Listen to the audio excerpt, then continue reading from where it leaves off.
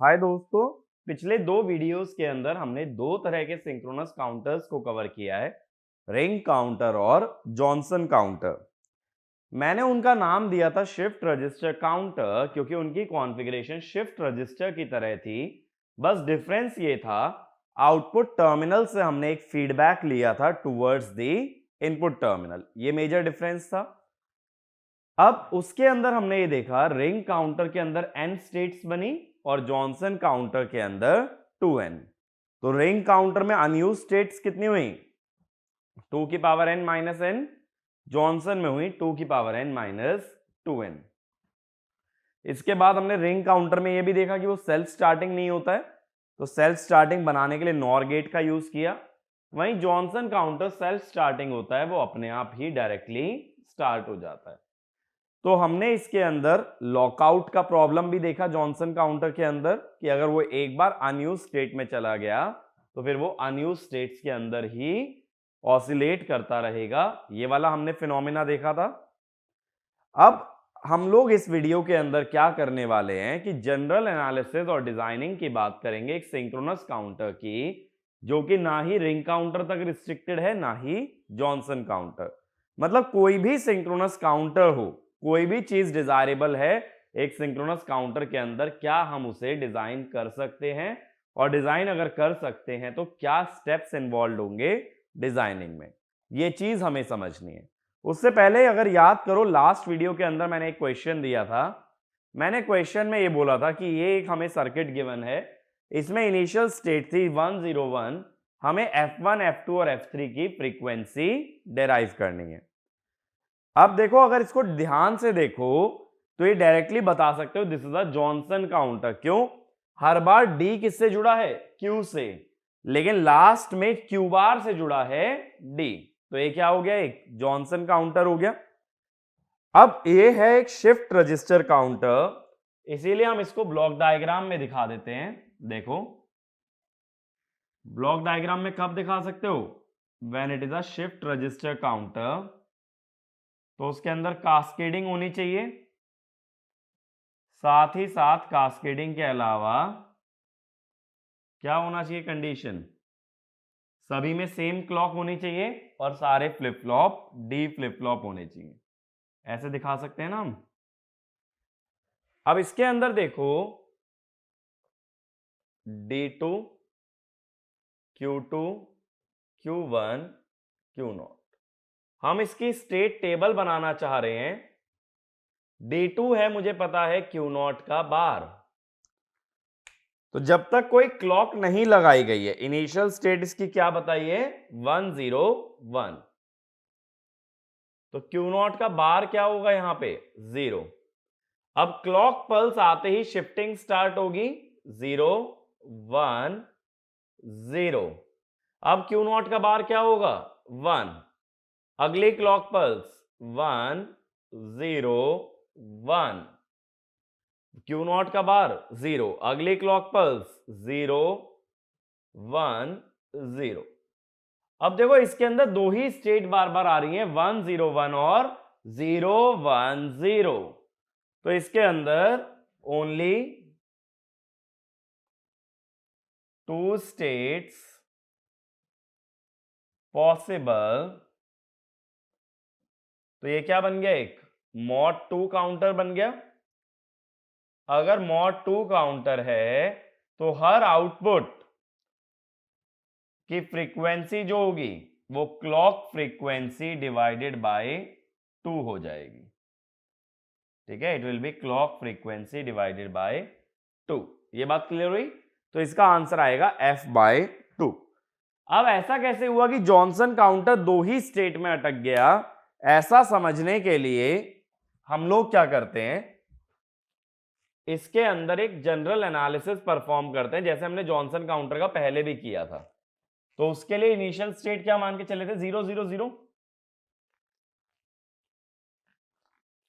एक बार देखें, अगर एक जनरल एनालिसिस परफॉर्म करते हैं तो जॉनसन काउंटर के बारे में 3 बिट में हमें क्या इंफॉर्मेशन मिलती है? Clock, D2, Q2, Q1, Q0, और D2 है Q0 का बार। अब मान लो इनिशियल स्टेट 0 0 0 है, तो Q0 का बार क्या होगा 1। अब हम बात करेंगे कि जब क्लॉकेज आता है तब क्या होता है। क्लॉकेज आया तो ये 1 इधर चला गया, 1 0 0। Q0 का बार अभी भी 1 आया। अगला क्लॉकेज आया 1 1 0। देखो Q0 अभी भी 0 है तो Q0 का बार 1 1 1 1। अब Q0 हो गया 1 तो Q0 का बार 0, फिर 0 1 1। Q0 अभी भी 1 है, Q0 का बार 0। नेक्स्ट शिफ्टिंग होगी 0 0 1। Q0 का बार 0। नेक्स्ट शिफ्टिंग होगी 0 0 0। Q0 का बार 1। वापस सेम स्टेट रिपीट हो गई 0 0 0। तो कितनी स्टेट्स आई इसके अंदर 1 2 3 4 5 6, यानी 6 यूज्ड स्टेट्स, जो कि होना भी चाहिए 2n। कितने फ्लिप फ्लॉप थे 3, तो कितनी स्टेट्स यूज होंगी 6 स्टेट्स। तो अनयूज्ड स्टेट्स कितनी रह गई, अनयूज्ड स्टेट्स होती हैं 2 की पावर n माइनस 2n 2 की पावर 3 माइनस 6, यानी 2।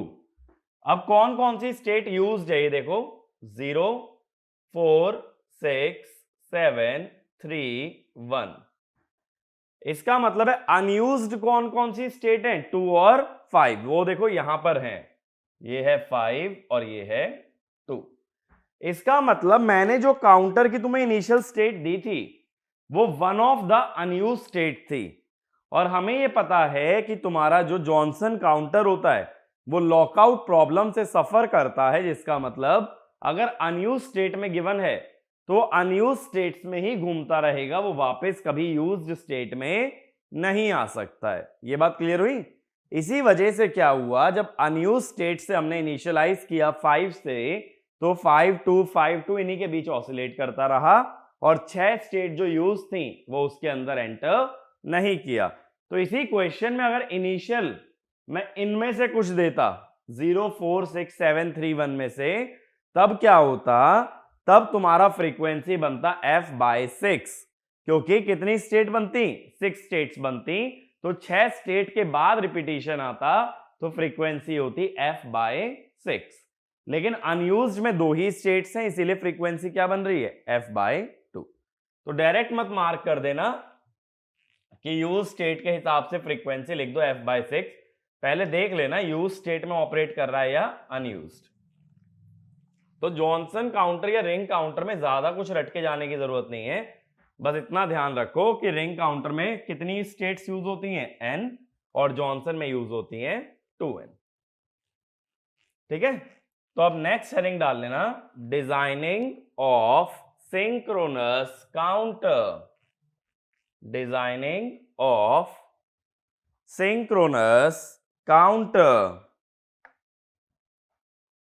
ठीक है, तो अब हमें यह देखना है कि सिंक्रोनस काउंटर बनाते वक्त क्या स्टेप्स हमें फॉलो करने होते हैं। फर्स्ट पॉइंट लिखो, the number of flip flop, the number of flip flop is decided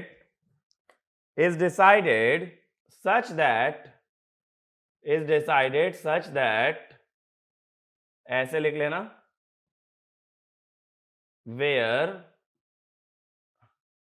capital N is maximum count। ठीक है, ये चीज मैंने बताई भी थी, मैक्सिमम काउंट भी हो सकता है या नंबर ऑफ स्टेट्स भी, बट जिस काउंटर में सारी स्टेट इंक्लूड नहीं होती वहां मैक्सिमम काउंट से ही निकालना है। तो मैक्सिमम काउंट लेके ही निकाला करो, डायरेक्ट आंसर सही आएगा चाहे काउंटर कोई भी हो। ठीक है, तो यहां से हम क्या पता लगा लेते हैं कि कितने फ्लिप फ्लॉप की हमें जरूरत पड़ेगी सिंक्रोनस काउंटर को डिजाइन करने में। अगला स्टेप लिखो, draw the state diagram, draw the state diagram based on description of the counter based on description of the counter and then expand it in terms of state table and then expand it in terms of state table. अब state table में क्या क्या बताओगे? Present state और next state बता देंगे। तो state diagram से हम किस पे आ रहे हैं? State table.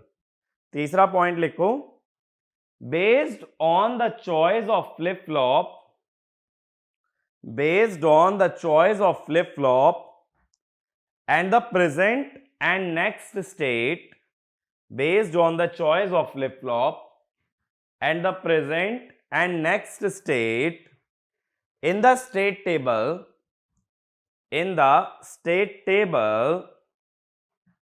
we draw excitation table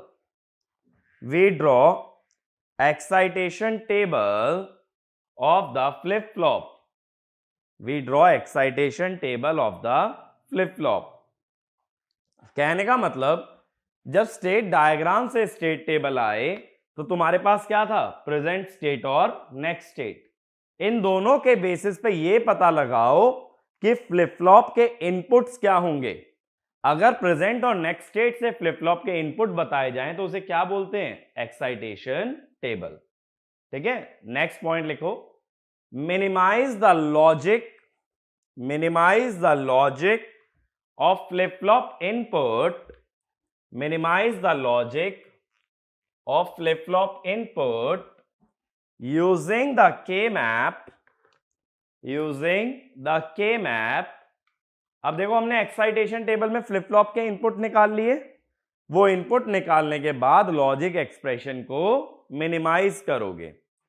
ठीक है, अगला लिखो, नेक्स्ट लिखना, ड्रॉ द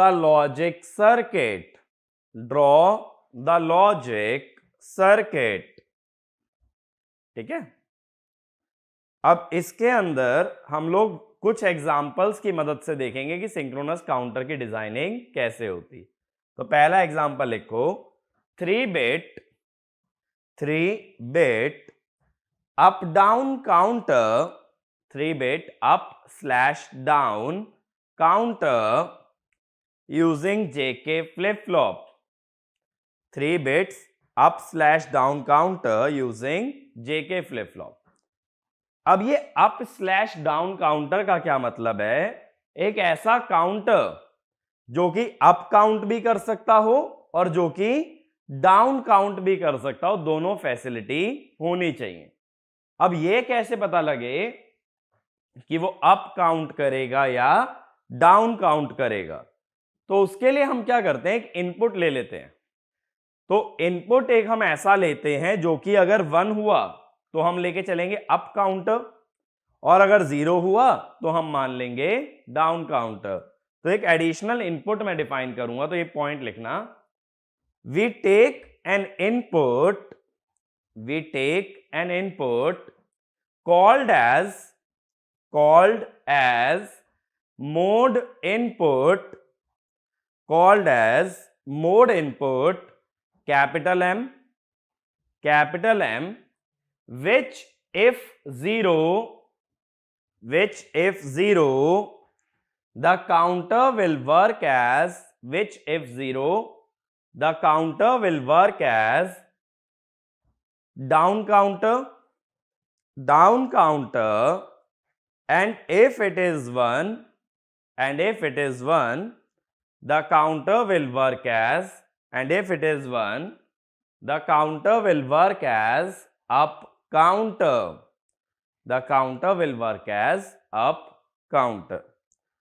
अब पहला स्टेप क्या था? हमें यह पता लगाना था कितने फ्लिप फ्लॉप लगेंगे। अब जब इसने क्वेश्चन में ये बोल ही दिया कि 3 बिट का काउंटर बनाना है तो कितने फ्लिप फ्लॉप्स की जरूरत है? 3 फ्लिप फ्लॉप। हर फ्लिप फ्लॉप 1 बिट को रिप्रेजेंट करेगा। तो नेक्स्ट यही लिखना, 3 JK flip flop are required, 3 JK flip flop are required।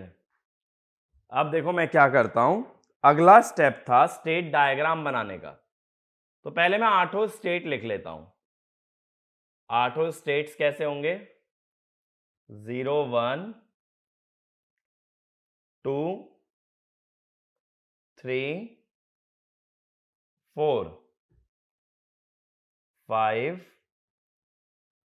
6 7। अब मैंने बोला अगर मोड को 1 रखते हो तो ये अप काउंटर रहेगा, यानी देखो अगर मोड 1 रहता है तो 0 से 1 आएगा, फिर 1 से 2 जाएगा, 2 से 3, ये जो 1 दिखा रहा हूं एरो पे, मोड इनपुट है। 3 से 4, 4 से 5, 5 से 6, 6 से 7 और 7 से 8। ठीक है, जिसका मतलब अगर मोड वाला इनपुट जो मैंने बोला एक एक्स्ट्रा इनपुट लेके चल रहे हो, अगर उसे 1 रखते हो तो ये क्लॉकवाइज मूव करता है, ये अप काउंटर की तरह बिहेव करता है। अगर वहीं मोड इनपुट को 0 कर दूं तो उल्टा चलना चाहिए। 1 से 0, 0 से 7, ठीक है, 7 से 6, 6 से 5, 5 से 4, 4 से 3, 3 से 2, 2 से 1 और 1 से 0। ठीक है, तो अगर मोड इनपुट 0 रखोगे तो काउंटर की काउंटिंग उल्टी चलेगी, डिक्रीजिंग ऑर्डर में, और मोड इनपुट 1 रखोगे तो चलेगी इंक्रीजिंग ऑर्डर में। ठीक है, अब इसके बाद क्या होगा, मैंने बोला था स्टेट डायग्राम को लेके आएंगे स्टेट टेबल में। तो स्टेट टेबल में क्या होगा, Q2 Q1 Q0 और मोड। अब बेस्ड ऑन प्रेजेंट स्टेट और मोड हम डिफाइन करेंगे नेक्स्ट स्टेट। अब बेसिकली देखो मेरे पास एक तरह से 4 इनपुट हो गए, 3 तो प्रेजेंट स्टेट वाले Q2 Q1 Q0 और चौथा हो गया M। तो 4 जो कॉम्बिनेशन है, 4 जो बिट्स हैं, इनके 16 कॉम्बिनेशन बनेंगे। तो पहले मैं 16 कॉम्बिनेशन लिख लेता हूं।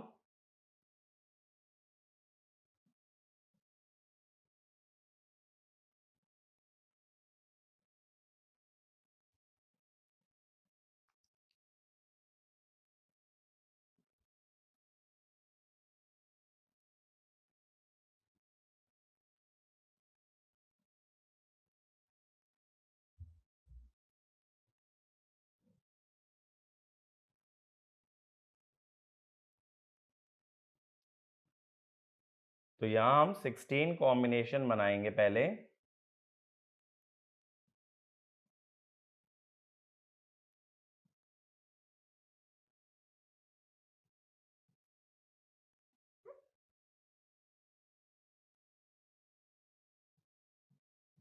ठीक है, ये 16 कॉम्बिनेशन बन गए।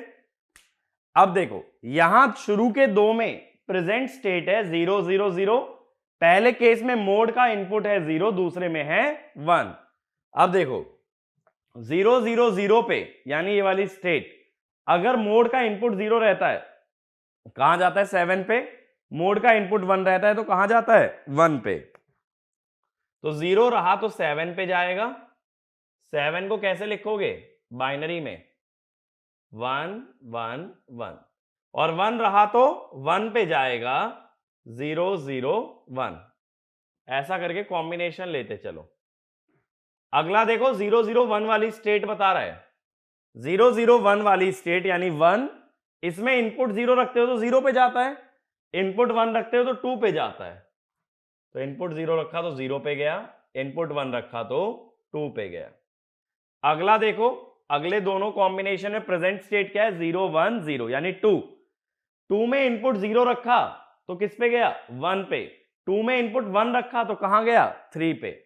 तो 0 रखा तो गया 1 पे, 1 रखा तो गया 3 पे। ऐसी अगली स्टेट है 3, मैं यहां मार्क भी कर देता हूं, 0 है, 1 है, 2 है, 3 है। तो 3 में अगर मोड वाला इनपुट 0 रखोगे तो कहां जाएगा, 2 पे। मोड वाला इनपुट 1 रखोगे तो 4 पे। तो 0 के हिसाब से गया 2 पे और 1 के हिसाब से गया 4 पे। ठीक है, अगला देखो 100, 100 माने 4, 4 में अगर इनपुट 0 लगाया तो किस पे गया, 3 पे, और इनपुट 1 लगाया तो गया 5 पे। 101 यानी 5, 5 में अगर 0 लगा तो किस पे जाएगा, 4 पे, और 1 लगा तो किस पे जाएगा, 6 पे। तो 0 लगा तो 4 पे, 4 माने 100, 6 माने 110। ऐसे ही देखो अगली स्टेट है 6, 6 में अगर 0 लगाते हो तो आता है 5 पे, देखो ये वाला एरो, और 1 लगाते हो तो जाता है 7 पे। तो 5 पे आएगा यानी 101, और 7 पे जाएगा यानी 111। इसके बाद लास्ट ये वाली स्टेट है 7, 7 में 0 लगता है तो आता है 6 पे, 7 में 1 लगता है तो किस पे जाता है, 0 पे। ये बन गए प्रेजेंट स्टेट और नेक्स्ट स्टेट। अब इसके बाद क्या बनाना पड़ेगा, फ्लिप फ्लॉप की एक्साइटेशन टेबल। तो एक्साइटेशन टेबल कैसे बनाओगे, देखो हमारे पास 3 फ्लिप फ्लॉप होंगे, J2 K2, J1 K1, J0 K0। अब एक काम करता हूं, रेफरेंस के लिए मैं जेके फ्लिप फ्लॉप की टेबल बना के दे देता हूं। अब स्टेट डायग्राम का कोई पर्पस नहीं है तो इसे डिलीट कर रहे हैं। अब मेरे को जेके फ्लिप फ्लॉप की एक्साइटेशन टेबल पता होनी चाहिए, ठीक है, क्योंकि 16 कॉम्बिनेशन के लिए बार बार सोचना पड़े उससे अच्छा है एक बार सोच लो।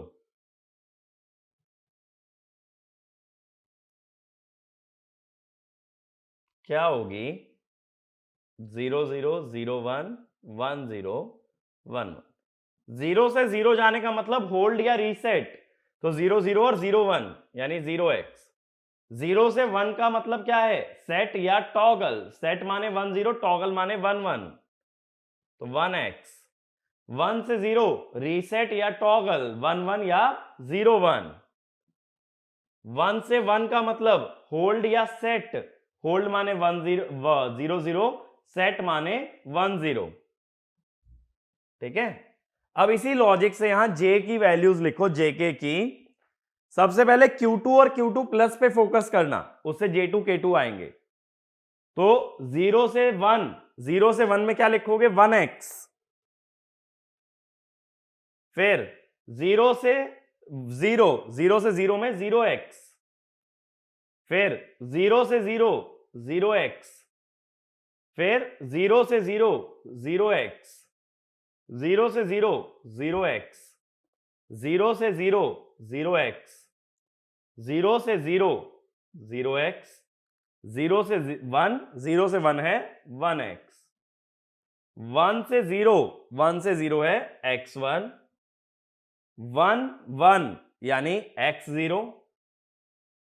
1 1 x0। 1 1 x0। 1 1 x0। 1 1 x0। इधर भी देखो 1 1 x0। फिर 1 0, 1 0 के हिसाब से है x1। ये बन गया J2 K2। मैंने सिर्फ देखा Q2 और Q2 प्लस, अब ऐसे Q1 Q1 प्लस देखो, 0 1, 0 1 का मतलब 1x। फिर 0 0, 0x। 0 0, 0x। 0 1, 1x। 1 0 x1। 1 1 x0। 1 1 x0। 1 0 x1। 0 1, 0 1 पे है 1x। 0 0, 0x। 0 0, 0x। 0 1, 1x। 1 0 x1। 1 1 x0। फिर 1 1 x0। फिर 1 0, 1 0 पे है x1। ठीक है, तो Q1 और Q1 प्लस से क्या आ गया, J1 K1। अब Q0 और Q0 प्लस देखना शुरू करो, 0 1, 0 1 माने 1x, इसके बाद 0 1 फिर से 1x, फिर 1 0, 1 0 पे x1, 1 0 x1, 0 1 1x, 0 1 1x, 1 0 1 0 x1, 1 0 x1, 0 1 1x, 0 1 1x, ठीक है, 1 0 x1, 1 0 x1, 0 1 1x, 0 1 1x, 1 0 x1, 1 0 x1। तो मैंने फ्लिप फ्लॉप के सारे इनपुट्स की वैल्यू डिराइव कर ली है based on present state and next state. अब इसमें ध्यान दो एक बार, J0 और K0 पे, J0 और K0 के सारे कॉलम के अंदर या तो 1 आ रहा है या तो x आ रहा है, ठीक है, या तो 1 है या तो x है। तो अगर मैं ये कह दूं सभी डोंट केयर को 1 मान लो, देखो जब के मैप बनाते हो तो डोंट केयर को 0 भी कंसीडर कर सकते हो और 1 भी। हम क्या कंसीडर करते हैं वो डिपेंड करता है कि लॉजिक क्या मानने से मिनिमाइज होगा। सही बात है, अगर 1 मानने से मिनिमाइज होता है तो ग्रुपिंग का हिस्सा बना लेते हैं, नहीं होता तो उसे ग्रुपिंग से बाहर छोड़ देते हैं। अब जब पूरे कॉलम में सिर्फ 1 या x ही आ रहा है, J0 K0 में देखो सिर्फ 1 या x आ रहा है, तो डोंट केयर को अगर 1 मान लूं, डोंट केयर को अगर 1 मान लूं तो क्या कह दूंगा कि J0 equal to K0 equal to 1। तो हमने क्या कर दिया यहां, एज्यूम डोंट केयर एज 1, ठीक है। अगला किसका एक्सप्रेशन चाहिए, J1 K1 का, तो के मैप बनेगा, 4 इनपुट ले रहे हो Q2 Q1 Q0 और M, तो J1 K1 के लिए 2 के मैप बना लूंगा, एक J1 के लिए और एक K1 के लिए, ठीक है। कितने कितने वेरिएबल के, 4 4 वेरिएबल के। कौन से 4 वेरिएबल हैं, Q2 Q1 Q0 और M, ठीक है। जब भी तो हमने 16 कॉम्बिनेशन लिखे हैं क्योंकि 4 वेरिएबल लिए गए हैं।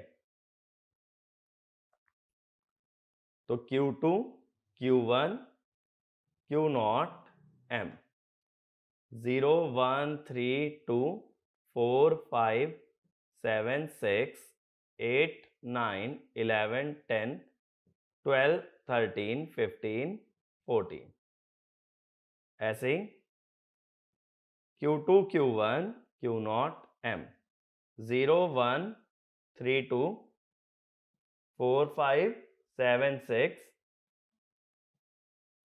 8 9 11 10 12 13 15 14। अब देखो J1 के अंदर कहां कहां पे 1 आ रहा है, अगर नंबरिंग कर लो, देखो मिन टर्म्स की नंबरिंग कर लो, तो नंबरिंग डाल देता हूं 0 1 2 3 4 5 6 7 8 9 10 11 12 13 14 15। अब देखो 1 कहां कहां पे आ रहा है, 0 पे 3 पे, 0 पे 3 पे, फिर 8 पे, फिर 11 पे, ठीक है, 0 3 8 11, तो 0 3 8 11 यही यही आ रहा है 1 J1 में।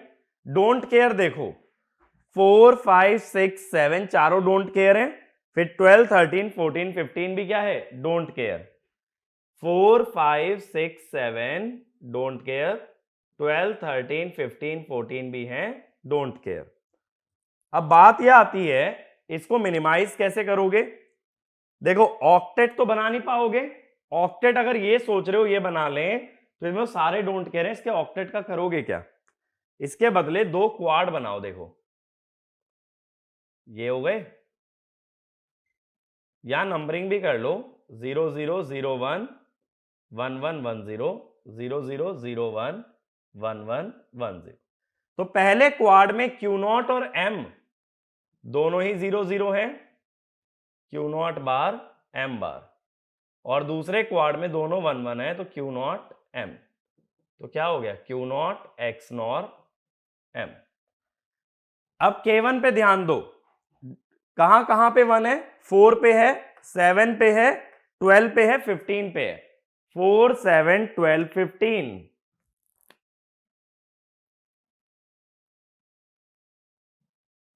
ठीक है।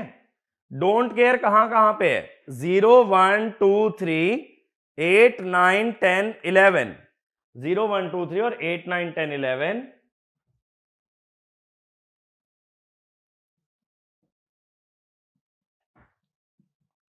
ये हो जाएगा। अब देखो इसमें भी तो दो सेम क्वाड बन रहे हैं, एक ये वाला क्वाड बन गया, एक ये वाला क्वाड बन गया। तो अगर दोनों क्वाड सेम आ रहे हैं तो K1 भी किसके बराबर हो गया? मैं डायरेक्ट लिख रहा हूं Q not X nor M के। ठीक है, तो J1 और K1 एग्जैक्टली सेम आ जाते हैं। तो अब इनका एक्सप्रेशन लिख के मैं ये K मैप को डिलीट कर देता हूं। ठीक है, क्योंकि मुझे अब किसका K मैप चाहिए? J2 और K2 का।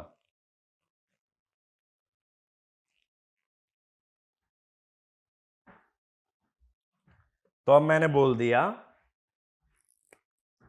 कि J1 और K1 बराबर हैं, और किसके बराबर हैं? Q not X nor M। अब अगला K मैप फिर से 4 वेरिएबल का बनेगा, फिर से दो K मैप बनाओगे। किस किस का? J2 और K2। देखो बनना J नॉट K नॉट का भी चाहिए था, लेकिन अगर वो डायरेक्ट देखने से पता चल रहा है कि 1 आ रहा है, तो हमने K मैप ड्रॉ करने के एफर्ट को सेव कर लिया है, और कुछ नहीं है। ठीक है, बट अगर प्रैक्टिकली बात करें तो हर इनपुट का एक अलग K मैप ड्रॉ करना पड़ेगा। तो 6 इनपुट है, तो कायदे से कितने K मैप बनने चाहिए थे? 6। ये भी 4 वेरिएबल के K मैप हो गए, Q2 Q1 Q not M, Q2 Q1 Q not M, 0 0 0 1 1 1 1 0 0 0 0 1 1 1 1 0 0 0 0 1 1 1 1 0 0 0 0 1 1 1 1 0। अब देखो J2 में, देखो पहले नंबर डाल लेता हूं, 0 1 3 2 4 5 7 6 8 9 11 10 12 13 15 14। 0 1 3 2 4 5 7 6 8 9 11 10 12 13 15 14। ठीक है, अब J2 में देखो 1 कहां कहां पे आ रहा है? 0 पे दिख रहा है मुझे, फिर मुझे दिख रहा है 7 पे, फिर मुझे कहीं और 1 नहीं दिखता है। तो 0 और 7 पे आ रहा है, तो 0 पे और 7 पे ये आ गया।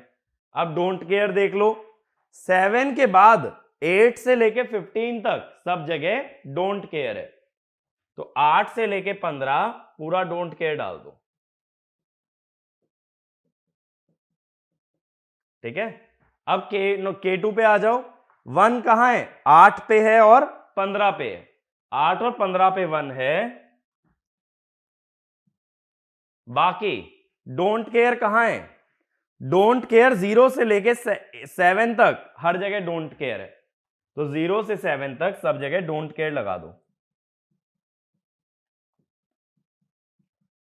अब बात आती है कॉम्बिनेशन कैसे बनाओगे। देखो एक तो ये पेयर बनेगा,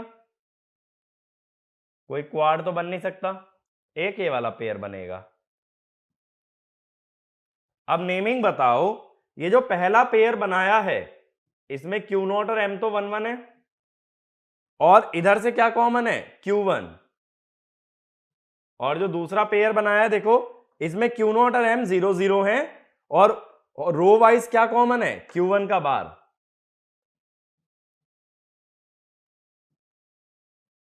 ठीक है, अब इधर देखो, इधर ये एक पेयर बन गया, क्वाड तो बन नहीं सकता, एक पेयर ये बन गया, तो K2 में क्या आएगा, ये वाला जो पेयर है देखो, इसमें Q0 और M दोनों 1 1 है, रोज में देखो क्या कॉमन है, Q1, तो Q1 Q0 M। फिर इधर देखो, इसमें Q0 और M 0 0 है, और Q1 में क्या कॉमन है, 0, तो Q1 bar Q0 bar M बार। तो देखो इससे क्या मिला कि J2 और K2 भी बराबर आ रहे हैं।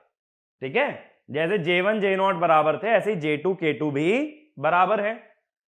अब इतना मिलने के बाद हम यहां भी लिख लेते हैं, J2 K2 भी लिख लेते हैं, J2 equal to K2 equal to Q1 Q0 M plus Q1 bar Q0 bar M bar, ये लिखा। अब ये जब लॉजिक एक्सप्रेशन मिल चुके हैं, तो अब बनेगा अपना लॉजिक सर्किट। ठीक है, तो अब हमें ध्यान किस पे देना है, एक लॉजिक सर्किट बनाने पे इन एक्सप्रेशंस की मदद से। वो लास्ट स्टेप होता है सिंक्रोनस काउंटर की डिजाइनिंग का।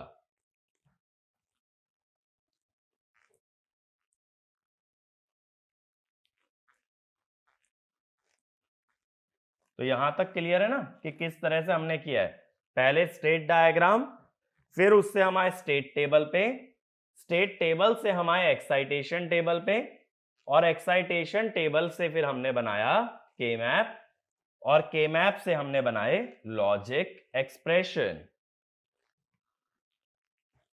ठीक है, अब देखो, मुझे पता है लॉजिक सर्किट में 3 जेके फ्लिप फ्लॉप आने वाले हैं, तो मैं पहले 3 जेके फ्लिप फ्लॉप ड्रॉ कर लेता हूं।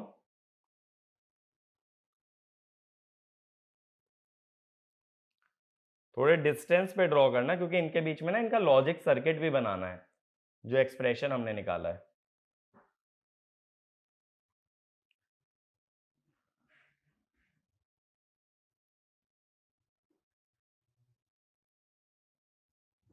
ठीक है, अब ये है J2 K2 Q2 Q2 बार, J1 K1 Q1 Q1 बार, J0 K0 Q0 और Q0 बार। अब इसके अंदर क्या होगा कि सिंक्रोनस सर्किट है तो क्लॉक तो एक ही जाएगी,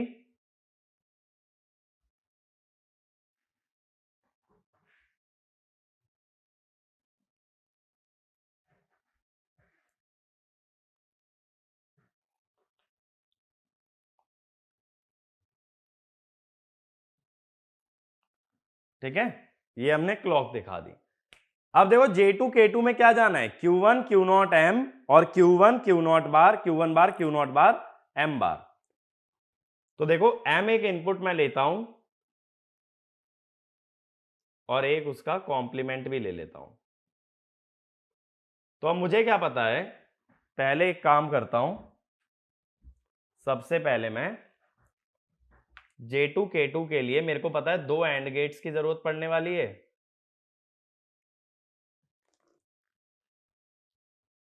ये थोड़ा सा शॉर्ट कर देता हूं,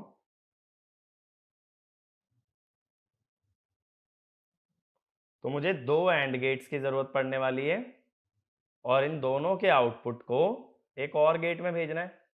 एसओपी एक्सप्रेशन है ना, ये भेजा हमने। ठीक है, अब पहले एंड गेट में क्या जाना चाहिए, Q1 Q0 और M। तो हमें क्या करना पड़ेगा,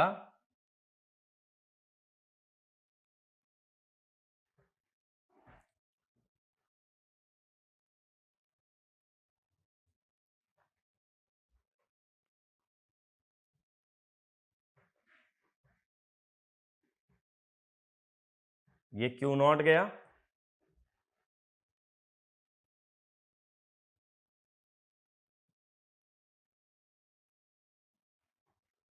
ये Q1 गया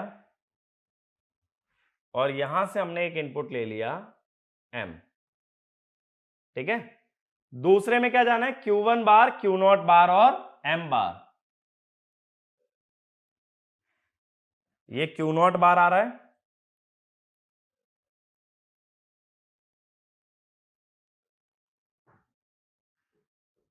ये Q0 बार आ गया। इधर से Q1 बार लेते आओ,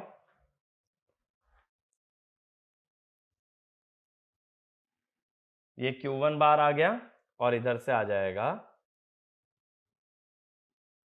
M बार। तो ये J2 और K2 का काम हो गया। J1 K1 में क्या भेजना है, Q0 X0 M।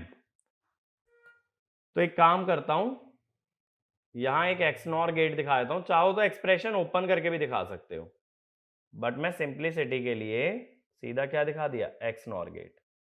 अब इसमें क्या क्या इनपुट जाना चाहिए, एक तो Q0 जाना चाहिए, Q0 ये वाली वायर है, और दूसरा इनपुट यहां पे दिखा देते हैं अलग से M। अब क्या होगा, J0 K0 दोनों में क्या जाना चाहिए, 1। तो ये हो गया अपना लॉजिक सर्किट, ठीक है। तो इस तरह से लॉजिक सर्किट पूरा हमें बनाना पड़ता है depending upon the logic expression. और क्वेश्चन जस्ट उल्टा भी हो सकता है कि ये सर्किट देके इसकी वर्किंग का हमें मालूम करना हो कि वर्किंग क्या होगी या ये सर्किट काम क्या करने वाला है। ऐसा भी हो सकता है एनालिसिस करना हो, और ऐसा भी हो सकता है सिंथेसिस करना हो। सिंथेसिस माने डिजाइन पार्ट और एनालिसिस माने डिजाइन गिवन है, हमें उसकी वर्किंग समझनी है। ज्यादातर देखो जो गेट के अंदर क्वेश्चन आएगा वो सर्किट देके तुमसे एनालिसिस करवाएगा, ठीक है। डिजाइनिंग वाला पार्ट कन्वेंशनल किसी एग्जाम में पूछ सकते हैं, गेट के अंदर कभी कोई काउंटर डिजाइन नहीं करा सकते। डिजाइन कराएगा तो 4 ऑप्शन है, तुम ऑप्शन वेरीफाई कर लोगे, वैसे भी पूरा डिजाइन करने की तो जरूरत है नहीं। तो ये वाला काउंटर क्लियर हुआ। तो ऐसा नहीं है कि ये काउंटर तुम्हें याद रखना है, ऐसा कुछ नहीं है। ये तो जस्ट एक एग्जाम्पल था कि मैं अगर एक ही काउंटर ऐसा बना दूं जो अप काउंटर का भी काम कर सके और डाउन काउंटर का भी। तो सिंक्रोनस काउंटर के अंदर कोई भी सर्किट याद करके जाने की जरूरत नहीं है। रिंग और जॉनसन तक तो ठीक है, बट यहां हम जनरल काउंटर्स की बात कर रहे हैं, वो कुछ भी हो सकता है, ठीक है। ऐसे ही अगला लिखो, modulo 6 grey code counter. Modulo 6 grey code counter using T flip flop, using T flip flop। अब मॉड्यूलो 6 का मतलब क्या हुआ, इसका मतलब ये हुआ इट हैज 6 स्टेट्स। अब 6 स्टेट के लिए कितने बिट्स की जरूरत पड़ती है, number of bits equal to n such that 2 to the power n should be greater than equal to 6। तो n आ जाएगा 3। कि अगर 3 बिट लेके चलोगे तो 6 स्टेट्स इजीली बना सकते हो, क्योंकि 3 बिट में 8 स्टेट की पॉसिबिलिटी है। यूज कितनी करनी है लेकिन 6। तो इसका मतलब है 8 स्टेट में से 6 हम लोग यूज करेंगे और 2 क्या रह जाएंगी, अनयूज्ड। अब ग्रे कोड का मतलब क्या हुआ कि जो स्टेट्स हैं वो ऐसी हैं, 0 0 0, फिर 0 0 1, 1 के बाद अगली स्टेट आती है ग्रे कोड में 3, 0 1 1, फिर आती है 2 0 1 0, फिर क्या आती है 0 1 3 2 4 5 7 6, के मैप के हिसाब से याद करो, 6 आती है 1 1 0, फिर क्या आती है 7 1 1 1, और वापस चले जाओगे 0 पे, क्योंकि सारा ग्रे कोड कवर नहीं करना है। इसने बोला मॉड्यूलो 6, यानी ग्रे कोड में 6 ही स्टेट हमें कवर करनी है, सारी स्टेट कवर नहीं करनी। तो ये स्टेट डायग्राम बन गया भाई, क्लियर है। स्टेट डायग्राम हमने बना लिया। अगला स्टेप क्या था, स्टेट टेबल। अब यहां ट्रांजिशन पे कोई इनपुट थोड़ी ना लिखा है, अगर कोई इनपुट नहीं लिखा तो इनपुट 3 ही होंगे, जो कि है प्रेजेंट स्टेट। तो स्टेट टेबल में लिखा Q2 Q1 Q0। Next state लिखोगे Q2 प्लस Q1 प्लस और Q0 प्लस। अब Q2 Q1 Q0 शुरुआत में क्या है 0 0 0, तो नेक्स्ट स्टेट क्या है 0 0 1। फिर अगर ये 0 0 1 है तो नेक्स्ट स्टेट क्या है 0 1 1। अगर ये 0 1 0 है, मैं सीक्वेंस में चल रहा हूं, 0 1 0 है तो नेक्स्ट स्टेट क्या है, नेक्स्ट स्टेट है 1 1 0 0 1 1। 0 1 1 के लिए नेक्स्ट स्टेट क्या है 0 1 0 1 1 0, सॉरी 1 0 0 1 0 0 इसका हिस्सा नहीं है कहीं भी, यानी इट इज अनयूज्ड। और अनयूज्ड स्टेट के लिए नेक्स्ट स्टेट क्या आती है, दैट इज डोंट केयर। हमें फर्क ही नहीं पड़ता नेक्स्ट स्टेट क्या है। अब 1 0 1 यानी 5 ये भी अनयूज्ड है, तो इसके लिए भी नेक्स्ट स्टेट क्या हो गई डोंट केयर। फिर 1 1 0 6, 6 के लिए नेक्स्ट स्टेट क्या है 7। और लास्ट 1 1 1 इसके लिए नेक्स्ट स्टेट क्या है देखो 0 0 0। तो जो अनयूज्ड स्टेट्स हैं उनकी नेक्स्ट स्टेट को क्या लिख दोगे 0 सॉरी डोंट केयर हम लोग लिख सकते हैं। अब ये किसकी मदद से बनाना है, टी फ्लिप फ्लॉप। अगर टी फ्लिप फ्लॉप की मदद से बनाना है तो हम 3 इनपुट लेंगे T2 T1 T0। T flip flop के बारे में मुझे क्या पता है, अगर टॉगल इनपुट 0 रहता है तो होल्ड बनता है, और टॉगल इनपुट अगर 1 रहता है तो टॉगल बनता है। तो अब तुम्हें Q2 और Q2 प्लस देख के बताना है T2, Q1 और Q1 प्लस से T1, और Q0 और Q0 प्लस से T0। तो पहले Q2 से शुरू करते हैं, 0 से 0 होल्ड, होल्ड माने 0, जल्दी जल्दी चलते हैं। 0 से 0 होल्ड, 0 से 1 टॉगल, 0 से 0 होल्ड, डोंट केयर पे डोंट केयर डोंट केयर, 1 से 1 होल्ड, 1 से 0 टॉगल, Q1 Q1 प्लस 0 से 0 होल्ड, 0 से 1 टॉगल, 1 से 1 होल्ड, 1 से 1 होल्ड, डोंट केयर पे डोंट केयर, 1 से 1 होल्ड, 1 से 0 टॉगल, T0 0 से 1 टॉगल, 1 से 1 होल्ड, 0 से 0 होल्ड, 1 से 0 टॉगल, डोंट केयर पे डोंट केयर, 0 से 1 टॉगल, 1 से 0 टॉगल। ये बन गया, तीनों आ गए हमारे पास T2 T1 T0। अब की बार इनपुट वेरिएबल कितने हैं, अब की बार इनपुट वेरिएबल है 3, Q2 Q1 Q0। पिछली बार सिंस हमें अप और डाउन दोनों फैसिलिटी चाहिए थी तो एक एक्स्ट्रा इनपुट लगाया था M नाम का, ठीक है। इस बार M जैसा कोई इनपुट नहीं है, तो इस बार कितने इनपुट हैं 3। तो अब क्या करो, या तो 3 वेरिएबल का के मैप बना लो।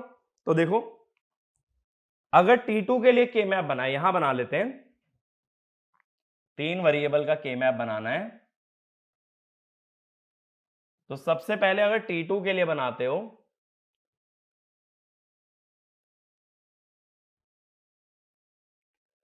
Q2 Q1 Q0,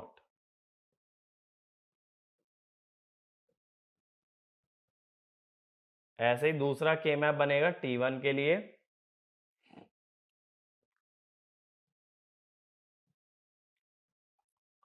पिछली बार देखो यही प्रोसेस लंबा इसलिए हो गया था, वहां अपने पास 16 कॉम्बिनेशन बन गए थे। जब 16 कॉम्बिनेशन बन जाते हैं तो ऑब्वियसली वो थोड़ा लेंदी जाएगा। इस बार 8 ही कॉम्बिनेशन है, तो सेम प्रोसेस हमने थोड़ा क्विकली कर लिया है, और तो कुछ भी नहीं है।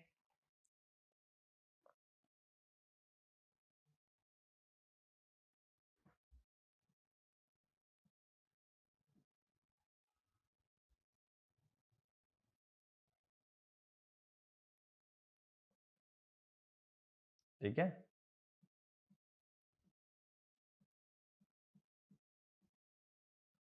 तो मैंने तीनों के लिए के मैप बना लिया है। अब बस मुझे इसके अंदर एंट्रीज फिल करनी है depending upon the state table या एक्साइटेशन टेबल। अब देखो T2 कहां कहां पे 1 है, 2 पे और 7 पे। इनको नंबर कर लेना 0 1 2 3 4 5 6 7। तो 2 पे 1 है और 7 पे 1 है, 2 और 7 पे 1 है। 4 और 5 ऐसे हैं जो अनयूज्ड हैं, तो यहां पे सभी कोई डोंट केयर है, तो मैं डोंट केयर पहले ही बना देता हूं। अब T1 कहां पे 1 है, 1 पे है और 7 पे। T0 कहां पे 1 है, 0 पे, फिर 3 पे, फिर 6 और 7, 0 3 6 सॉरी 6 एंड 7 दोनों पे 1 है। अब हमें ग्रुपिंग करनी है, ठीक है। तो देखो जब ग्रुपिंग करते हो तो ये ग्रुपिंग तो हो जाएगी, लेकिन ये अकेला रह जाएगा, ठीक है। तो जब T2 बनाते हो, T2 को क्या लिखोगे, जो अकेला है उसका मिन टर्म क्या है, 2 है ना। 2 का मतलब होता है 0 1 0, तो Q2 बार Q1 Q0 बार। और जो पेयर है उसमें Q2 का 1 कॉमन है, ऊपर Q1 Q0 में Q0 का 1 कॉमन है, तो Q2 Q0। देखो नीचे से 1 कॉमन है Q2 का, ऊपर से ये वाला 1 कॉमन है जो कि है Q0, तो Q2 Q0। इधर देखो, इधर ये वाली पेयरिंग बन गई और ये वाली पेयरिंग बन गई। अब जो वर्टिकल वाला पेयर है उसका नेमिंग क्या होगा, 0 1 कॉमन है, Q1 बार Q0। और जो नीचे वाला पेयर है उसमें Q2 का 1 कॉमन है यानी Q2, और ऊपर का क्या कॉमन है, सेकंड बिट 1, तो Q2 Q0। अब इधर देख लो, इधर देखो, एक तो ये क्वाड बन गया, एक ये पेयर बन गया और एक ये पेयर बन गया, ठीक है। तो क्वाड का नाम बताओ पहले। क्वाड का नाम है Q2 क्योंकि उसमें पूरा 1 कॉमन है। फिर जो 3 और 7 वाला पेयर है उसका नाम क्या है, Q1 Q0 कॉमन है। और जो पहला वर्टिकल पेयर है इसमें Q1 Q0 का कॉम्प्लीमेंट। ये आ गए एक्सप्रेशन। ये एक्सप्रेशन आने के बाद बनाना क्या है, हमें एक लॉजिक सर्किट बनाना है। उसमें कुछ मत करना, 3 टी फ्लिप फ्लॉप दिखाना और उनके इनपुट पे ये लॉजिक एक्सप्रेशन लिख देना, ठीक है। तो उससे क्या बन जाएगा तुम्हारा, मॉड्यूलो 6 ग्रे कोड काउंटर। ये क्लियर है पूरा प्रोसेस कैसे परफॉर्म कर रहे हैं, ठीक है। तो हम हमेशा क्या करते हैं, पहले state diagram, state table, excitation table, के मैप, देन एक्सप्रेशन। ये पूरा एक तरह से प्रोसेस होता है, ठीक है ना। अब एक क्वेश्चन लिखो इस पे, design a counter using T flip flop, design a counter using T flip flop that goes through the states 0 3 5 6 0 0 3 5 6 0, ठीक है। यानी 4 स्टेट्स हैं, कौन कौन सी, 0 3 5 और 6। अब एक ऐसा हमें काउंटर बनाना है। देखो ये चीज मैंने शुरू में भी बोली थी, सिंक्रोनस और एसिंक्रोनस में बड़ा फर्क ये होता है, एसिंक्रोनस एक पर्टिकुलर ऑर्डर में ही चलता है, ऐसे कोई भी रैंडम स्टेट्स को कवर नहीं कर सकता है। लेकिन सिंक्रोनस की खासियत ही ये होती है कि वो किसी भी रैंडम स्टेट को कवर कर सकता है।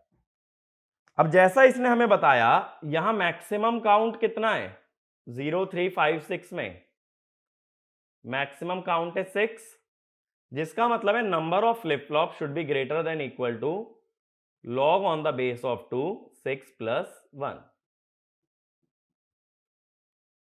तो हम ये बोल देते हैं n should be equal to 3, ठीक है।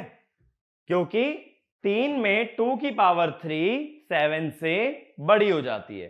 तो मैंने बोला है जब कभी भी तुम निकालोगे कितने फ्लिप फ्लॉप लगेंगे, उसके लिए क्या करना पड़ेगा, मैक्सिमम काउंट का यूज करोगे, जो कि यहां हम ले रहे हैं 6। अगला स्टेप था स्टेट डायग्राम। अब कैसी स्टेट्स हैं, 0 3 5 6। 0, ये 4 स्टेट्स के बीच में घूमेगा। अब मुझे पता है 3 फ्लिप फ्लॉप माने 3 बिट्स की मुझे जरूरत पड़ रही है, Q2, Q1, Q0, और कोई इनपुट को तो डिस्क्राइब किया नहीं गया है, तो next state Q2 plus Q1 plus Q0 plus. अब अगर प्रेजेंट स्टेट 0 है यानी 0 0 0 है, तो नेक्स्ट स्टेट क्या दिख रही है, 3 0 1 1। प्रेजेंट स्टेट अगर 3 है तो नेक्स्ट स्टेट क्या दिख रही है, 5 1 0 1। तो मैं नाम भी डालता हूं 0 फिर 3। अगर प्रेजेंट स्टेट 5 है 1 0 1, तो नेक्स्ट स्टेट क्या दिख रही है, 6 1 1 0। प्रेजेंट स्टेट अगर 6 है यानी 1 1 0, तो नेक्स्ट स्टेट क्या है, 0 0 0। तो 8 स्टेट पॉसिबल थी जिसमें से हमने 4 यूज किए हैं और बाकी 4 क्या रह गई, अनयूज्ड। ठीक है, तो बाकी 4 अनयूज्ड है। अगला स्टेप क्या होता है, अगला स्टेप होता है हम लोग एक्साइटेशन टेबल बनाते हैं, T2 T1 T0। अब देखो Q2 0 है, Q2 प्लस भी 0 है। 0 से 0 का मतलब है होल्ड, 0 से 1 टॉगल, 1 से 1 होल्ड, 1 से 0 टॉगल। T1 0 से 1 टॉगल, 1 से 0 टॉगल, 0 से 1 टॉगल, 1 से 0 टॉगल। T0 0 से 1 टॉगल, 1 से 1 होल्ड, 1 से 0 टॉगल, 0 से 0 होल्ड। ठीक है, अब इसमें अगर ध्यान दो तो T1 तो 1 ही आ गया, T1 तो हमेशा 1 है। अगर T2 देखोगे, T2 अगर निकालना है तो इसके लिए के मैप बना लेते हैं। तो देखो के मैप अगर बनाओगे 3 बिट का,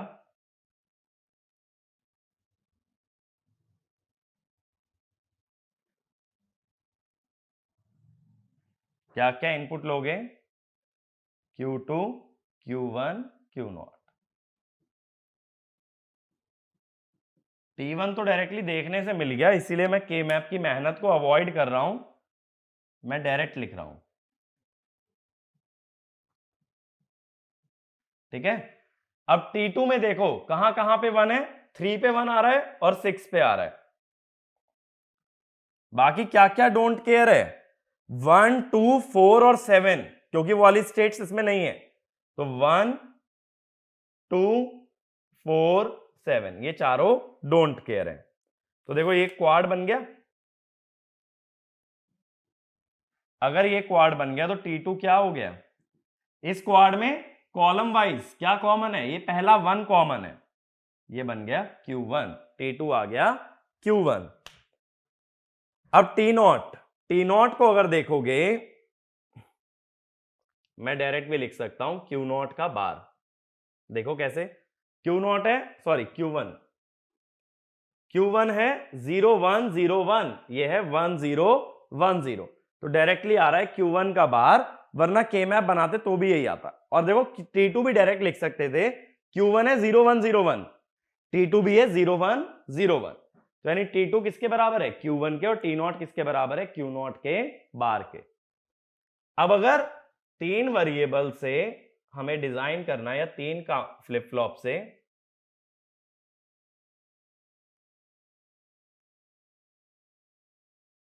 तो थोड़ा छोटा डायग्राम बना रहा हूं।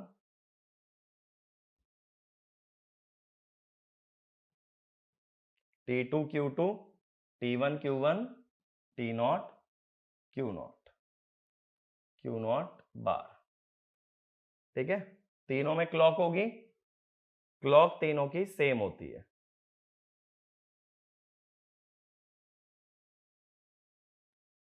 सिंक्रोनस चल रहा है ना, तो तीनों में क्लॉक सेम आएगी।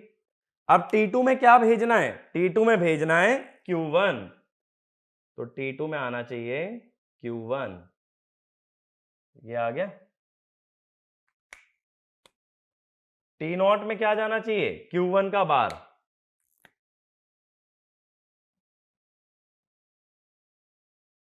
ये आ गया। और T1 में क्या आना चाहिए 1। तो ये बन गया हमारा 3 बिट का काउंटर जिसकी स्टेट्स कौन कौन सी हैं 0, 3, 5 और 6। अब देखो इसके अंदर हमने क्या किया, हमने 4 स्टेट्स को यूज किया है और बाकी 4 क्या हैं अनयूज्ड। तो इसमें एक बार लॉकआउट का कंडीशन चेक करते हैं, ठीक है। अब लॉकआउट का कंडीशन चेक कैसे किया जाता है, देखो एक सिंक्रोनस काउंटर का एनालिसिस कैसे होता है।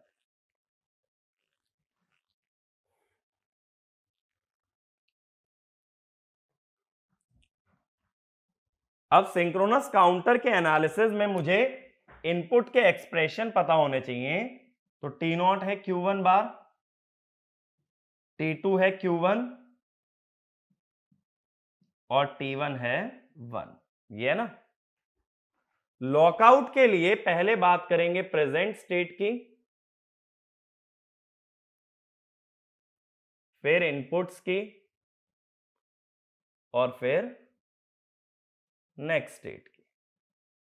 तो अगर ये अनयूज्ड स्टेट्स में फंसा रह गया तो हम कहेंगे it suffers from the problem of lockout. तो present state Q2, Q1, Q0, input T2, T1, T0, next state Q2 plus Q1 plus Q0 plus, ठीक है। अब प्रेजेंट स्टेट पहले लो, इसमें कौन कौन गायब है बताओ इस डायग्राम में 1, 2, 4 और 7। तो 1 ले लो पहले। अब इससे इनपुट क्या आएंगे, T0 को लिखना है Q1 बार, Q1 का बार हुआ 1, T2 को लिखना है Q1, Q1 है 0 और T1 तो क्या रहेगा 1। अब नेक्स्ट स्टेट देखो, T2 0 है, 0 माने होल्ड, तो Q2 होल्ड हो गया 0, 0 था 0 ही आ गया। T1 1 है, 1 का मतलब टॉगल, तो Q1 0 था क्या हो जाएगा 1। T0 1 है यानी टॉगल, तो Q0 1 था क्या हो गया 0, यानी किस पे आ गए 2 पे, 0 1 0 माने 2। अब ले लो 0 1 0। अब इनपुट्स देख लो, T0 है Q1 बार, Q1 है 1 तो Q1 बार हुआ 0, T1 है 1, T2 है Q1, T2 Q1 है तो 1। अब T2 अगर 1 है तो टॉगल होगा, Q2 टॉगल होके 0 से हो गया 1। T1 अगर 1 है तो Q1 भी टॉगल करेगा, टॉगल करेगा तो 1 की जगह हो गया 0। लेकिन T0 0 है यानी होल्ड है, तो Q0 0 था 0 ही रहेगा। कौन सी स्टेट है ये 4।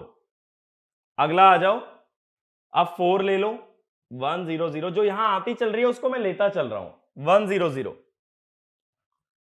अब T2 है Q1 यानी 0, T1 है 1, T0 है Q1 का बार, ठीक है, Q1 का बार कितना होगा 1। अब 0 माने होल्ड, 1 माने टॉगल, तो Q1 टॉगल करेगा, 1 माने टॉगल तो Q0 भी टॉगल करेगा। किस पे आ गए 7। अब 7 ले लो, T2 है Q1 1, T1 है 1, T0 है Q1 का बार, Q1 का बार है 0, 1 माने टॉगल तो Q2 टॉगल करके हो गया 0, 1 माने टॉगल Q1 टॉगल करके हो गया 0, 0 माने होल्ड तो Q0 होल्ड रह गया 1, ठीक है। तो ये कौन सी स्टेट आ गई, ये 1 आ गई। अब देखो वापस किस पे पहुंच गए, यही वाली ना, ये 1 2 4 7। अब फाइनली किस पे आ गए 1 पे, यानी ये चारों में से कोई भी स्टेट ऐसी स्टेट पे मैप नहीं हुई जो स्टेट डायग्राम का हिस्सा थी। यानी अगर कोई भी अनयूज्ड स्टेट पे पहुंच गए तो उसकी नेक्स्ट स्टेट भी कौन सी है अनयूज्ड स्टेट ही है। That means it is impossible to come back to the one of the used state. तो इसको एज अ पॉइंट बना के लिखो, if this counter enters an unused state, if this counter enter an unused state, then it is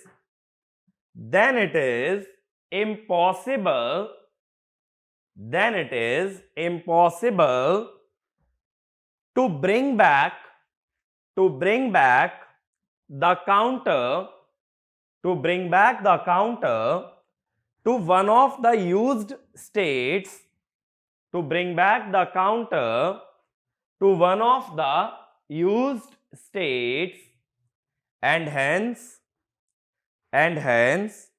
it suffers from the problem of lockout. It suffers from the problem of lockout. Lockout मैंने क्या बताया था, जब counter lock हो जाए unused states के अंदर तो उसे बोलते हैं लॉकआउट। अब बात है एलिमिनेट कैसे करेंगे, तो इसको क्वेश्चन बना के लिख लेना, how to eliminate lockout problem, how to eliminate lockout problem. अब देखो जो जीरो वाली स्टेट है वो यूज स्टेट है। अगर जीरो वाली स्टेट यूज स्टेट है और मैं ये कह दूं कि इनमें से कोई भी स्टेट अगर आ गई तो मैं जीरो पे ले जाऊंगा काउंटर को। काउंटर को अगर मैं जीरो पे ले गया तो वो किस में चला गया, यूज्ड स्टेट में चला गया। अब काउंटर को जीरो ले जाने का मतलब है तीनों बिट को क्या करना, जीरो। बात फिर से समझो, अगर मैं ऐसा कहूं अनयूज्ड स्टेट आने पे काउंटर को जीरो पे ले जाऊंगा तो मेरा काउंटर चला जाएगा अनयूज्ड स्टेट से यूज्ड स्टेट, लेकिन जीरो का मतलब है तीनों बिट जीरो। किसी भी फ्लिप फ्लॉप की आउटपुट को जीरो करने का एक तरीका होता है एसिंक्रोनस इनपुट, जिसका नाम था रीसेट। याद करो हमने पढ़े थे दो एसिंक्रोनस इनपुट, प्रीसेट और क्लियर। तो क्लियर या रीसेट एक ही बात होती है। तो अगर मैं क्लियर इनपुट का यूज करूं तो मैं काउंटर को पूरे को क्या कर सकता हूं, रीसेट। तो हर एक फ्लिप फ्लॉप को अगर रीसेट कर दिया जाए तो कहां पहुंच जाएगा, 0 0 0 पे। तो इसमें लिखो पहला method, method 1, if each flip flop is reset, if each flip-flop is reset when the counter enters, if each flip-flop is reset when the counter enters one of the unused states, when the counter enters one of the unused states, then entire counter is reset, then entire counter is reset and we reach 0 0 0 state, and we reach 0 0 0 state। ठीक है, अब उसके लिए हम क्या कहते हैं, अगर मान लो मेरे पास एक्टिव हाई क्लियर है, अगर मेरे पास काउंटर में फ्लिप फ्लॉप के अंदर एक्टिव हाई क्लियर है तो मैं ये बोलता हूं जैसे ही Q2 Q1 Q0 कोई भी अनयूज्ड स्टेट बने तो क्लियर में क्या चला जाना चाहिए, 1। तो देखो अनयूज्ड कौन कौन सी है, 0 0 1 0 1 0 1 0 0 1 1 1। इनमें से कोई भी स्टेट अगर आती है तो क्लियर को हाई कर दूंगा, और क्लियर को अगर हाई कर दूंगा तो फ्लिप फ्लॉप क्या हो जाएंगे, सारे क्लियर हो जाएंगे या उनका डेटा हो जाएगा 0 0 0। अब यहां से क्लियर का लॉजिक एक्सप्रेशन क्या बन गया, ये एक्सॉर बन गया, Q2 XOR Q1 XOR Q0। क्योंकि देखो ऑड नंबर ऑफ वंस पे 1 आ रहा है ना, यहां पे एक ही 1 है तो 1, यहां एक 1 है तो 1, यहां एक 1 है तो 1, यहां तीनों 1 है तो भी 1। अगर ऑड नंबर ऑफ वंस के लिए 1 आता है तो ये एक्सॉर का काम कर रहा है। तो क्लियर में एक एक्सॉर गेट लगा करके ये इनपुट दे दो। जैसे देखो मान लो यहां क्लियर है, ठीक है, एक्टिव हाई लिया है,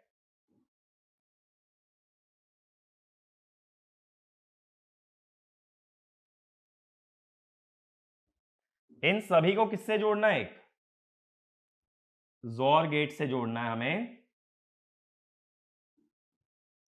इस जोर गेट में क्या इनपुट होंगे, Q2 Q1 Q0। ठीक है, वो वायर्स को तुम यहां से जोड़ लेना, Q2 Q1 और Q0 को। उससे हम ये कहेंगे इन चारों में से कोई भी स्टेट अगर आ गई तो मेरे सारे फ्लिप फ्लॉप क्लियर हो जाएंगे एक साथ। ये बात क्लियर है। तो एक तरीका ये होता है लॉकआउट प्रॉब्लम को अवॉइड करने का कि काउंटर को रीसेट कर दो जैसे ही कोई भी इनवैलिड स्टेट आती है। दूसरा मेथड लिखो, मेथड नंबर टू, इसमें लिखो instead of mapping invalid states, instead of mapping invalid or unused states to don't care, we can map the unused states to one of the used states while designing। अब देखो, जैसा मैंने पिछला example लिया था grey code counter वाला, उसमें मैंने क्या किया था, जो दो स्टेट अनयूज थी उनके लिए नेक्स्ट स्टेट में क्या लिख दिया था, डोंट केयर। ऐसा ना करते हुए क्या करो, अनयूज्ड स्टेट के लिए भी नेक्स्ट स्टेट को डिफाइन करो। और क्या डिफाइन करो, एज अ यूज्ड स्टेट, कोई एक यूज स्टेट। जैसे यहां 4 अनयूज स्टेट है, 1 2 4 7। तो जब मैं स्टेट टेबल और एक्साइटेशन टेबल बना रहा था तब मैं क्या करता, ये चारों स्टेट्स को भी लिखता और इन चारों की नेक्स्ट स्टेट को इसमें से कोई डिफाइन कर देता। जैसे मानो इन चारों की नेक्स्ट स्टेट को डिफाइन कर देते 0 वाली, यानी 0 0 0। तो वहां हम डोंट केयर का यूज नहीं करते, बल्कि पूरी टेबल में बनाता जिसमें कि 8 कॉम्बिनेशन लिए जाते। तो एक बार देखो कहने का मतलब क्या है। डिजाइनिंग में हमने स्टेट टेबल बनाई थी ना, डिजाइनिंग में जब स्टेट टेबल बनाई थी तो अनयूज्ड स्टेट को डोंट केयर मत करो,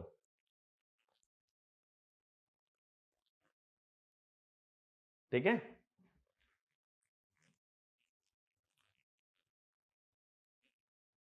कहने का मतलब ये है, देखो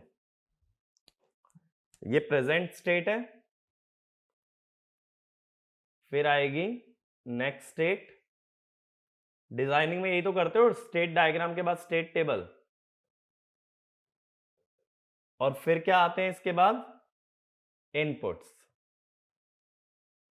वो क्या होते हैं, T2 T1 T0। अब देखो ये जो स्टेट है 3, इनके कितने कॉम्बिनेशन होंगे, 8। अब मैं यूज्ड अनयूज्ड की अभी बात नहीं कर रहा, टोटल 8 पॉसिबिलिटी बनती हैं, ठीक है। ये बन गई 8 पॉसिबिलिटी। अब नेक्स्ट स्टेट की बात करो, देखो 0 के लिए नेक्स्ट स्टेट क्या है, 3। तो 0 1 1 1 1 हमारे इसका हिस्सा नहीं है, तो मैं नेक्स्ट स्टेट को इनमें से कोई डिफाइन कर दो। तो मैं डिफाइन कर रहा हूं 0 वाली, 0 0 0। तो अनयूज स्टेट को मैंने किस पे मैप किया है, एक यूज्ड स्टेट को नेक्स्ट स्टेट बताया 0 0 0 0 1 0, यानी 2 भी मैप्ड नहीं है, तो ये भी अनयूज्ड है, इसको भी 0 0 0 पे मैप कर दो। 3 के लिए नेक्स्ट स्टेट क्या है, 5। फिर 4 इसका हिस्सा नहीं है, तो इसको भी किस पे मैप कर दो, 0 0 0 पे, तो ये भी अनयूज्ड है। फिर है 5 किस पे मैप्ड है, 6 पे, 1 1 0। 6 किस पे मैप्ड है, 0 पे, 0 0 0। और 7 इसका हिस्सा नहीं है, तो उसे भी 0 पे मैप कर दो। अब देखो जितनी भी अनयूज स्टेट्स थी उन्हें मैंने डोंट केयर नहीं लिखा, उन्हें मैंने किस पे मैप किया है, 0 0 0 पे। अब इसके हिसाब से टी निकाल लो, देखो 0 से 0 होल्ड, जल्दी जल्दी बताते चलना, 0 से 0 होल्ड, 0 से 0 होल्ड, 0 से 1 टॉगल, 1 से 0 टॉगल, 1 से 1 होल्ड, 1 से 0 टॉगल, 1 से 0 टॉगल। T1 0 से 1 टॉगल, 0 से 0 होल्ड, 1 से 0 टॉगल, 1 से 0 टॉगल, 0 से 0 होल्ड, 0 से 1 टॉगल, 1 से 0 टॉगल, 1 से 0 टॉगल। क्यों नॉट, 0 से 1 टॉगल, 1 से फिर 0 टॉगल, 0 से 0 होल्ड, 1 से 1 होल्ड, 0 से 0 होल्ड, 1 से 0 टॉगल, 0 से 0 होल्ड, 1 से 0 टॉगल। अब के मैप बना के लॉजिक एक्सप्रेशन निकाल लो। तो यानी डोंट केयर का यूज मत करो, जो अनयूज्ड स्टेट्स हैं उनको भी किसी एक यूज स्टेट पे मैप कर दो, ताकि जैसे ही मान लो 2 में चला गया, 2 तो अनयूज थी, अगली क्लॉक साइकिल पे किस में आ जाएगा, नेक्स्ट स्टेट यानी 0 0 0 पे आ जाएगा, वापस इस साइकिल में लौट आएगा। तो इसमें क्लियर इनपुट या प्रीसेट की हमें जरूरत ही नहीं पड़ेगी। सेकंड मेथड में काउंटर ऑटोमेटिकली वापस आ जाएगा अपनी नेचुरल साइकिल में। ठीक है, तो ये तरीका भी होता है लॉकआउट प्रॉब्लम को अवॉइड करने का। ठीक है, तो मैंने क्या बताया, सिंक्रोनस काउंटर पे दो तरह के क्वेश्चन बनते हैं, एनालिसिस और सिंथेसिस। अपने लिए ज्यादा रेलिवेंट क्या है, एनालिसिस। वो कैसे करते हैं, जैसा मैंने अभी अनयूज स्टेट के केस में करके दिखाया। मेरे पास लॉजिक एक्सप्रेशन होते हैं इनपुट्स के, मैं लिखता हूं प्रेजेंट स्टेट, अगला लिखता हूं इनपुट, और इसके हिसाब से क्या लिखता हूं, नेक्स्ट स्टेट। तो प्रेजेंट स्टेट और नेक्स्ट स्टेट से हमें यह मालूम चल जाता है कि फ्लिप फ्लॉप फिर क्या, काउंटर किस तरह से किया, किस किस स्टेट में मूव करता है। तो क्या करोगे, देखो एनालिसिस के भी लिख लो, steps to analyse a synchronous counter, ऐसे ही लिख लो, steps to analyse a synchronous counter. Step one determine logic expression of the inputs, determine logic expression of the flip flop inputs कर लेना, of the flip flop inputs. Second part, second step, draw a table containing 3 column, draw a table containing 3 column, present state, input, next state, present state, input, next state। ठीक है, तो अब क्या करोगे, हर present state के लिए पहले input की वैल्यू निकालोगे, कैसे, लॉजिक एक्सप्रेशन से, और इनपुट के हिसाब से क्या बताओगे, नेक्स्ट स्टेट। तो इसमें ये वाला लिखना, step 3, input value is computed by substituting present state in the logic expression, by substituting present state in the logic expression of step 1, logic expression of step 1, and next state is computed on the basis of present state and input, on the basis of present state and input। ठीक है, ये बात समझ आई। अब last लिखो, based on present and next state, based on present and next state we can judge the behavior of the circuit, we can judge the behavior of the circuit। बस इतना काम करना होता है एनालिसिस करने के लिए। ठीक है, पहले लॉजिक एक्सप्रेशन, फिर प्रेजेंट स्टेट आएगी, इनपुट आएगा, फिर नेक्स्ट स्टेट आएगा। ठीक है, और प्रेजेंट और नेक्स्ट स्टेट को देख के ये बता सकते हो कि काउंटर किस तरह से काम करता है। तो इस तरह के क्वेश्चन काफी कॉमन है तुम्हारे गेट एग्जाम के अंदर। अगर काउंटर का क्वेश्चन आता है तो ज्यादातर चांस है कि वो सिंक्रोनस काउंटर से पूछा जाता है, और सिंक्रोनस काउंटर में एनालिसिस का तरीका भी सीधा सीधा है, सिंथेसिस का भी। माना लेंदी हो सकता है, बट आएगा भी 2 नंबर में अगर क्वेश्चन आता है। बट ये गारंटी है कि क्वेश्चन में बहुत ज्यादा तुम्हें दिमाग यूज नहीं करना, बस थोड़ा सा केयरफुल रहना ये टेबल ड्रॉ करने में, और एक बार अगर टेबल बन गई तो तुम्हारा आंसर कभी गलत आ ही नहीं सकता है। ठीक है, तो इस लेक्चर के अंदर इतना ही, सिंक्रोनस काउंटर के अंदर हम लोग इतना ही कवर करते हैं। अब अगला टॉपिक जो हम आगे चल के कवर करेंगे वो बात करेंगे एसिंक्रोनस काउंटर्स की। ठीक है, बट सिंक्रोनस काउंटर के एनालिसिस के क्वेश्चन अच्छे से तैयार करके रखना, क्योंकि वही चीज गेट पॉइंट ऑफ व्यू से ज्यादा रेलिवेंट है। आगे की बातें नेक्स्ट लेक्चर में। Thank you.